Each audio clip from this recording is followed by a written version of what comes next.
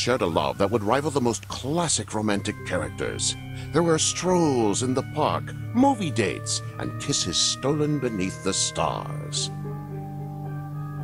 But one night Nina disappeared, and so John set out to find his bride. You know, you always tell yourself that you've seen it all, that there's nothing video games can do to surprise you anymore. And then one like this comes along, and that's when you find yourself saying, oh, this is kind of like a hidden object adventure game for Twilight fans. I mean, video games, ladies and gentlemen, no skull left unturned. Released to the App Store by the hidden object maestros at G5 Entertainment, this game is called Sinister City Vampire Adventure. And the interesting thing about it is that, I mean, it's really story-driven. There are a lot of cutscenes, and they're not a bunch of still pictures with text either. Sinister City is a little more than that. And by the way, spoiler alert, it's about vampires. What about your tears and tissue story about the poor actor and high society gal who adopted you? Forgive me.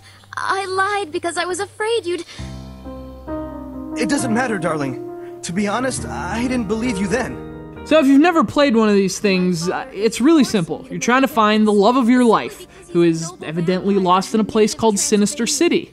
Sounds like a rough neighborhood. Nonetheless, you walk around these really cluttered environments, you find stuff, and then you progress. Rinse, wash, tap, bite necks, repeat.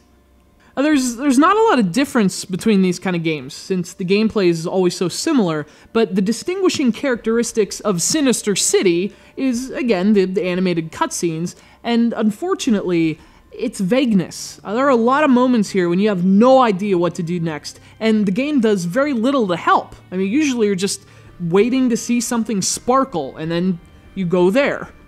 Now, these games are always a little esoteric, but Sinister City's even more so. An experienced fan might not have an issue, but for most, figuring out where to go and what to do is really random, and it's almost impossible to figure out sometimes.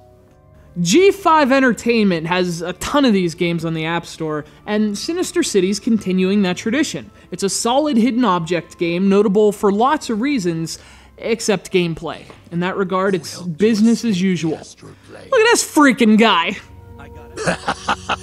That was good for a laugh. Now, get out before I drain your blood.